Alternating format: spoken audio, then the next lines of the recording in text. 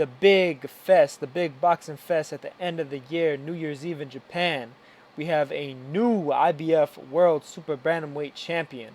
His name is Yukinori Oguni, pulling off a big upset over the recently crowned champion Jonathan Guzman. He was 22-0 with 22 knockouts, and now he has his first blemish on that record, 22-1 with 22 knockouts now.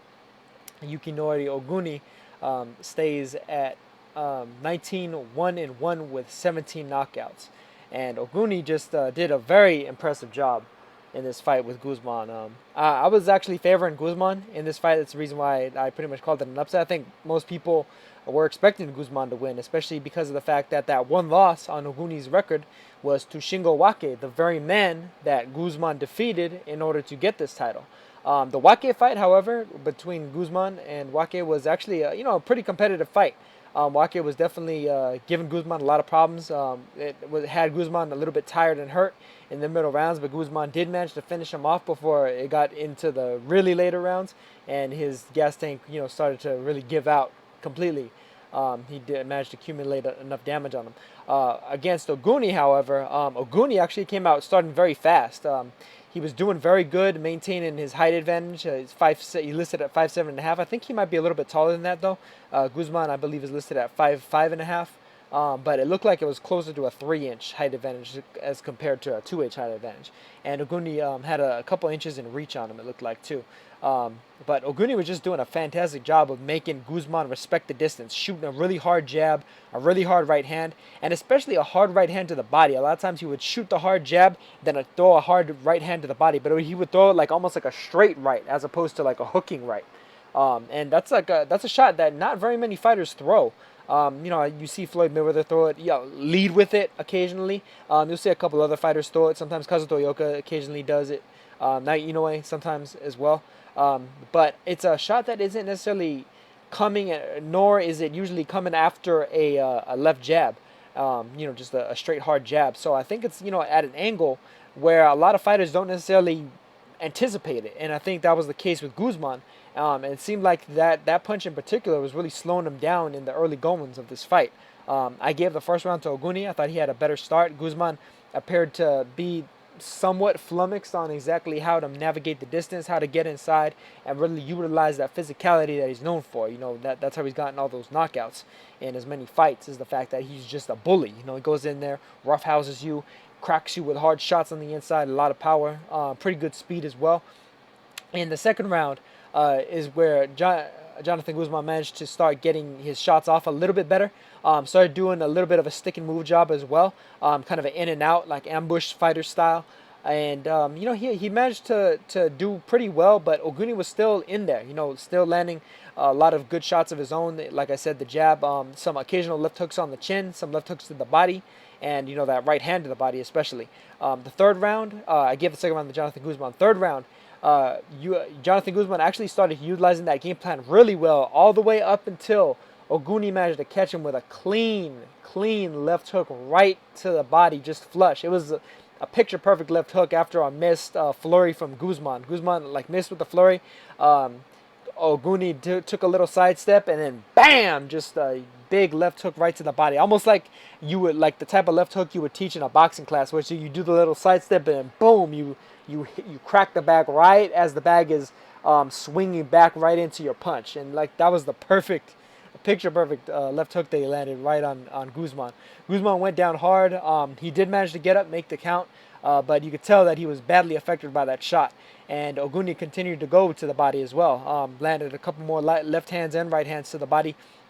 Guzman, for his work though, managed to fight back a little bit, fight Oguni off of him a little bit so that he wasn't completely taken out of the game. And then the third round, of course, ended. And that was a 10-8 round for Oguni. The fourth round, another pretty close round. Oguni was looking to still capitalize off of Guzman still being hurt a little bit in the early goings of the fourth round. But Guzman was able to start to get back into his rhythm a little bit better. But in spite of that, Oguni was still landing just, I think, the slightly cleaner shots and more consistently as well. It seemed like he was really controlling the overall pace of the fight, whereas Guzman wasn't really quite able to bully Oguni, and he was trying to resort to being more of like a stick and move fighter, but the only problem is Oguni was really the one that was maintaining the distance better and sticking out the straight, short shots better than Guzman was. So as opposed to where Guzman wanted to stick and move, it was almost like he would get stuck then move, more so than doing the sticking himself. The fifth round was a bit more effective for Oguni. Guzman was still trying some things out, but Oguni I thought was still landing the cleaner, sharper shots. Good. A lot of those right hands to the body were very effective, as well as some left hooks as well. The jab still in the overhand right up on the chin. But it seemed like the jab and the right hand to the body was really the two particular punches that were setting everything up. It's almost like he would even sometimes feint the jab and then slam that right hand to the body and really put Guzman at edge. Really keep him at a distance where Guzman really wasn't able to get as much forward momentum in order to land those punishing blows that he's really known for. The seventh round was another fairly close round. I wound up the sixth round was a round that I wound up giving to Guzman. I thought he was starting to utilize his game plan a little bit better. Was managing to kind of come in and punch in combination. He would actually lead with the right hand, then throw the jab. It's almost like he would do a 2-1-2 as opposed to a 1-2-1. The lead with the right hand, throw a jab, then another right hand. He was managing to have some success there. But again, Oguni was still, landing with those clean body shots, and you could tell that they were still affecting Guzman. That said, though, I gave Guzman that round. I also gave him the seventh round. The seventh round was a little bit closer. Could have been a swing as well, but I edged that one to Guzman. The eighth and the ninth round, I wound up giving to Oguni. I thought he started to utilize that body work better than he had been in the previous rounds. And Guzman appeared to start, withering just a tad. It's like it seemed like he wasn't able to quite keep up that same pace that he had the couple rounds previous. And just the body work and the overall accumulation of damage that he had accrued on himself wasn't really working out all that well for him. The 10th round I thought was another Guzman round. He managed to come back pretty well in that round, but it was another round where even though Guzman won it, I don't necessarily think that he won it entirely clearly. I mean, it was a round where you could have very easily scored it for Oguni because they both landed their fair share of shots. The 11th round was a pretty interesting one because the ref, Oguni managed to knock Guzman down with a series of left hooks to the body, 2 left hooks in a row to the body. But the ref wound up counting it as a low blow. He didn't count it as a knockdown. He gave him a couple minutes to recover from the quote-unquote low blow. And Guzman, of course, recovered from it. And they showed it in the replays, and even the announcers were like, what was that about? Because you could tell that in the replay, Oguni landed literally like at the very top of the belt line with both hooks. And the top of the belt line was well over Jonathan Guzman's belly button. You could tell that his belly button would have been, his navel or whatever, which is what they consider the place where the belt should technically be, was, not able to be seen below the above the belt. So those really should have been legal blows, and that should have been counted as a knockdown or potentially a knockout if Guzman would have actually stayed down the way he wound up doing, basically, and getting his rest period. But in spite of that, Guzman managed to survive. Oguni continued to pour the punishment onto the body in that 11th round, and he pretty much controlled that round, dominated that round.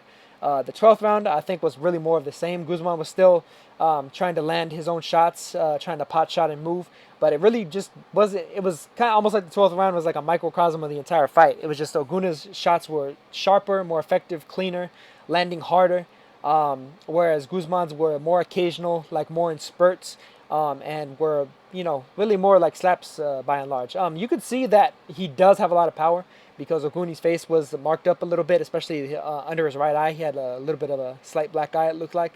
Probably is completely darkened today. But, he got a little bit bruised up, a little bit scuffed up. But Guzman has power. But overall, I thought that Oguni pretty much clearly controlled the fight, clearly controlled the pace of the fight, and outboxed, and gave Guzman a pretty good, I don't want to say like outright beatdown, but I mean, he definitely gave him a few of the finer points in a lesson of boxing, is I guess how I could put it.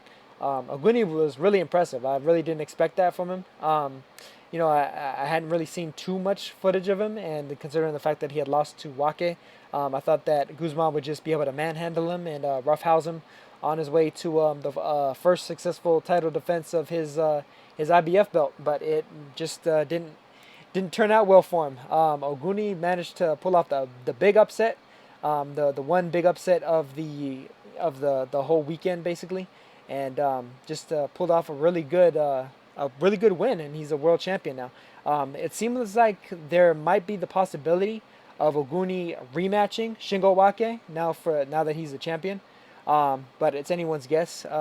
Just taking a quick look at the IBF rankings at Super Bantamweight, and not too many names stand out that aren't already fighting for titles. I see Ray Vargas there, but he's going to be fighting Gavin McDonald for the vacant WBC since Hozumi Hasegawa recently retired.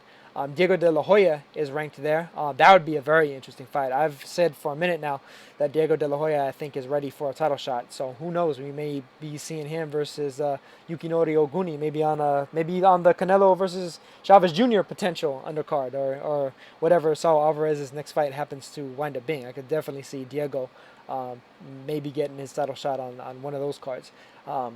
Otherwise, like I said, Shingo Wake is ranked in there. A couple other guys, Shun Kubo, Luis Rosa, not particularly well-known names, but guys that, have definitely earned their place in the rankings, just generally speaking, trying to work their way up there.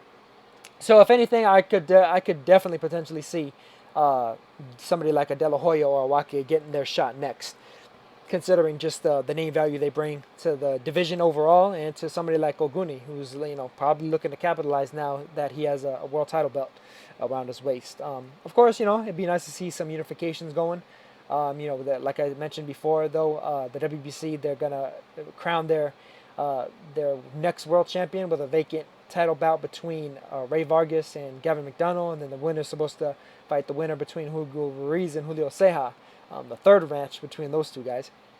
And then you got Jesse Magdaleno with the WBO title, and then the WBA is still kind of in their whole mess. They're still trying to clean up the whole unification thing that they got going. So it looks like I think it's the interim champion Moises, or is he the regular champ? The regular champion Moises Flores is going to be fighting super champion WBA Guillermo Rigondeaux, and then the interim champion Nero Marcemenio, I'm assuming, will get a title shot at the winner of that fight. So if anything, Oguni definitely has some time and opportunity in order to make maybe a couple of paydays on the easier side of things. But who knows? I mean, Wake was the first man to beat him, so I can't necessarily say that would be an easy fight for him at all. Wake has the win over him, and sometimes somebody like that might have your number. Otherwise, like I said before, though, maybe he might make a pretty good bundle to come over to the U.S. and fight the namesake of the Golden Boy, Diego De La Hoya. Be a fantastic fight, I think. Either of those fights would be pretty interesting to watch. And Oguni just really impressed me, man. Really impressed me. Managed to basically pull off what Wake failed at, funny enough. So like a funny little triangle theory we might have going on between the two of them and Guzman. Who knows? Guzman might be able to, if Wake were to defeat Oguni, Guzman might get another shot at the title. Although, Guzman's a pretty physically strong guy. I wouldn't necessarily be surprised if he were to move up to featherweight sometime soon. Maybe mix it up amongst the big names in a pretty fairly recently deepening featherweight division. But overall, that's pretty much all I have to say about the fight and the fighters and their future prospects. So until the next video, I'll catch you guys then. Peace.